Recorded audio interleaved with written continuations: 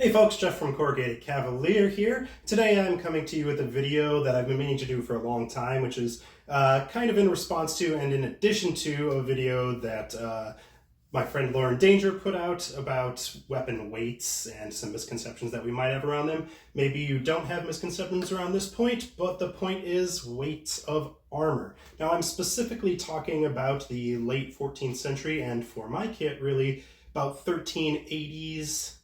North Italy is what I'm shooting for, but I think that this is pretty relevant for at least the last quarter of the 14th century and into the 15th century a little bit. So what I'm going to do is I'm going to pull up some historical weights of things and put up some pictures along the way, and I'm going to, I have already weighed pieces of my harness and we're going to compare. I'm going to put it all on and see if my measurements come out on the other end of the scale as well.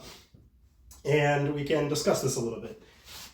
So right now I am in my hose. I have my leather greaves on. I did not do them up all the way because it takes a little time. I am in my excellent pointy period turn shoes, my arming doublet. I have a Lindeniere on underneath this, my brace, etc., etc.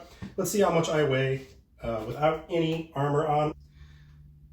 So with all of this on, I am 249 pounds, or freedom units if you prefer. And let's see, we can compare that at the end of the video once I have all of the harness on.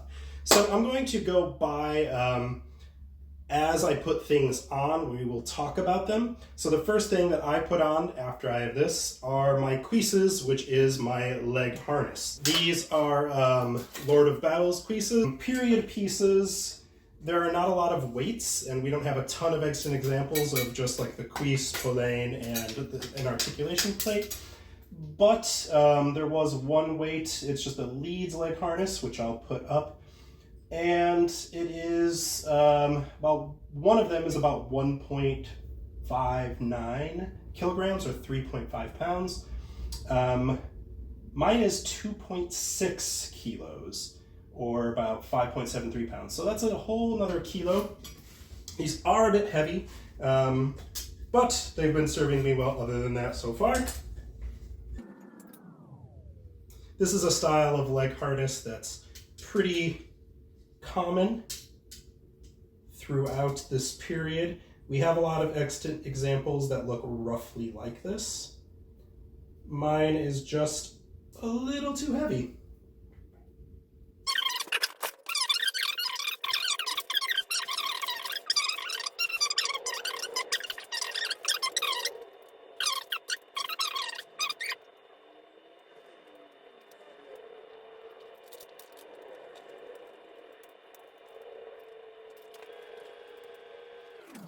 Okay, so that's the points of one gun. I'll do the buckles.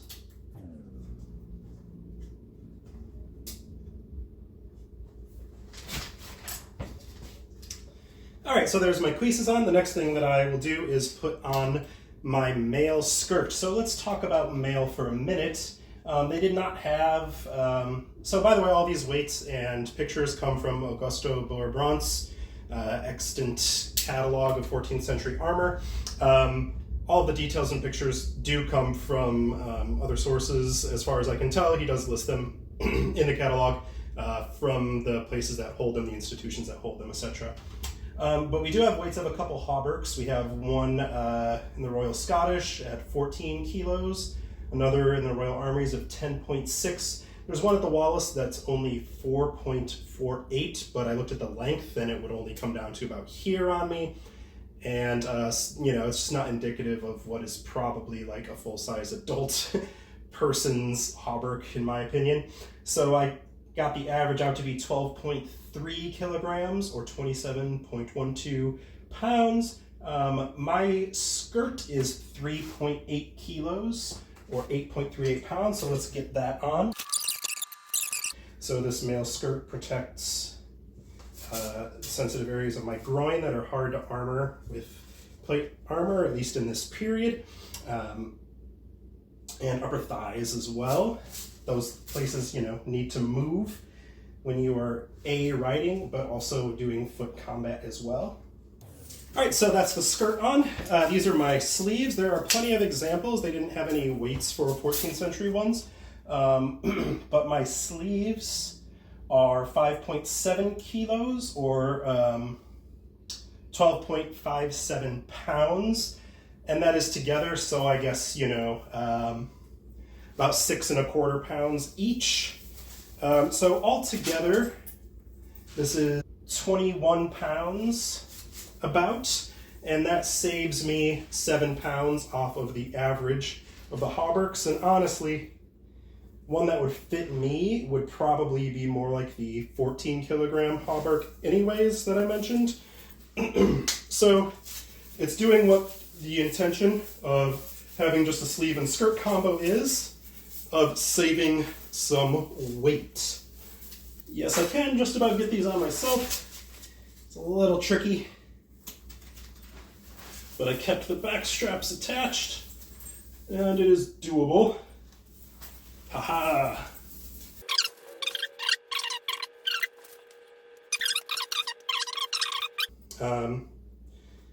You know, as you can see, I will save some weight down the center of my chest here and a little bit of a strip.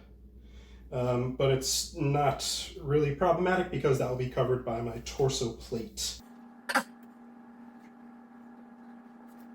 So there we go, that's my mail. This is about 21 pounds of mail that I'm wearing now, and then the creases as well. So next thing that I will put on, I can't put it on entirely myself, I don't have my squire here today, but I will put on my torso armor. I use the term corzina because my impression is Italian. There's a lot of different torso armor in this period. There's not really a standardized thing. Breastplates are a little under 3 kilos. The closest thing to what I have is the Munich breastplate brigandine kind of thing, which I'll put up here. And that is about 4.5 kilos, but that's also only the front and a little bit around the sides and front folds. So mine covers the entire back and the sides all around my butt as well with the folds. And my corzina is 8.2 kilograms. So really, in my opinion, pretty close to what a historical one, if it's going to cover the whole torso, probably should be, or 18.08 pounds. So this is my corzina. I left the shoulder straps done so I can put it on myself. So you can see lots of smaller plates inside. Big central one piece for the chest. This is pretty typical of a lot of designs, it seems. That's my corzina. Usually a couple plates get stuck on the mail, etc., etc. Because I have my mail sleeves on, it's pretty hard to do any buckles around, so you'll just have to imagine this kind of tied up nice and tight with straps behind me. It's not going to get the exact right shape, but now I have my corzina on. So once again, this is 8.2 kilograms or 18 pounds. So let's go to what's next. I'm going to put on my arm harness. So for arm harness, once again, there's not one solution in this period. This is a floating construction, and I would point the elbows and the vambraces separately, most likely. There's no articulation or rivets joining the pieces together. This has a rondel on the elbow, and this is seen all over the manuscript that I base my look off of, but others are seen as well. So this is a Lord of Battles vambrace, and we have multiple extant pieces that look, you know, roughly like this. But let me tell you their weights, and you'll see why I don't usually choose this one over these. There are only a couple of examples that have weights that are like this, where it has a vambrace, cowder for the elbow, and like a little open rear brace or rear brace, however you say that. And the average is 0.925 kilograms or 2 pounds. So about 2 pounds per vambrace Cowder open rear brace combo, okay?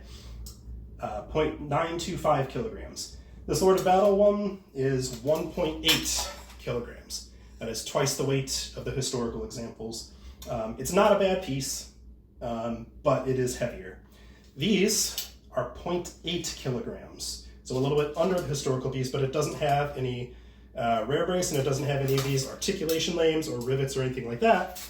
So I go with these. I cannot point them by myself, so I'm just gonna kind of get them in here, strap it down the best that I can.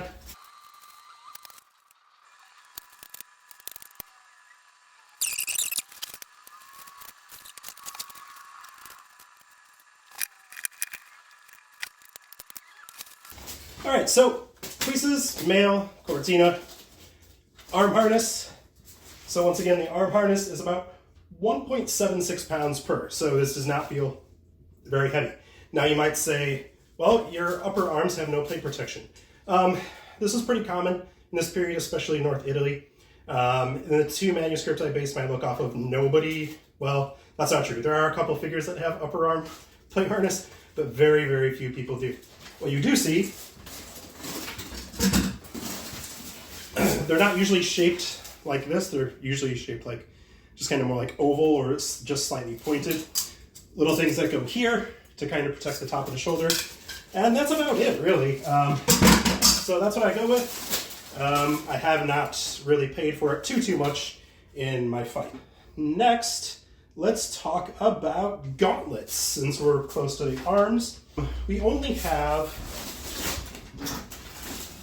sort of the back of the hand and cuff area for most of the historical examples, and that's the only thing I could find weights for.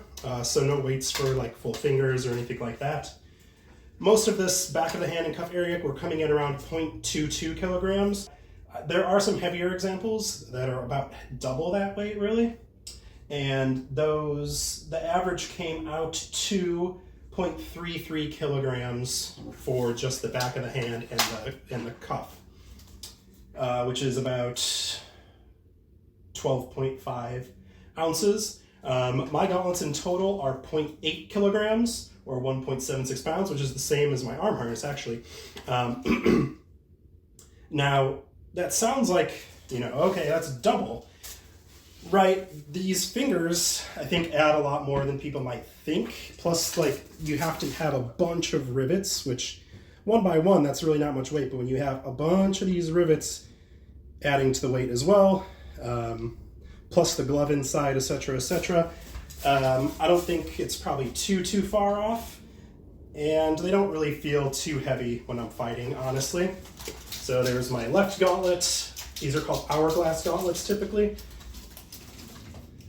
Very typical of the time period. And let's put the right one on. There we have my gauntlets. Let's talk about the helmet. Now, I love my Houndskill bassinets. You probably know that if you follow me. Mine is a Houndskill bassinet. However, mine is quite heavy. Most Houndskill bassinets are coming in between 2.5 to 3 kilos. There are a couple heavier examples and one really heavier example, which is the Lyle bassinet. That comes in at 7 kilos without the aventail. So without the aventail, this is like more than double most Houndskill bassinets. My helmet is based off the Lyle, and I'll bring it up so you can see. So you can see the general shape of the snout, the fact that it only has the 4 breaths and a quatrefoil over here versus the complete breaths over here. It does have a little mouth. It's not as well formed as the original, obviously, and the eye slits, or I guess the area where the oculars are raised from in the visor, is roughly the same as well in appearance, and the snout is roughly the same shape. My bassinet does come in at 6.6 kilos with the aventail. So it is a little bit lighter than the aventail, but it is still a heavy helmet. Alright, so if you've been playing along and adding everything up, my estimation is that all the metal pieces of my armor together, mail and everything included, weighs 72 pounds. I want to get back on the scale. I was 249 before. Let's see what the scale says now.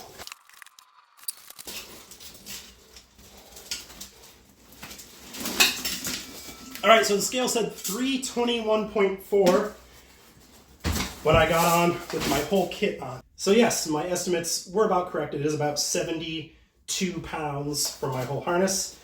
So, does it feel heavy when I'm fighting?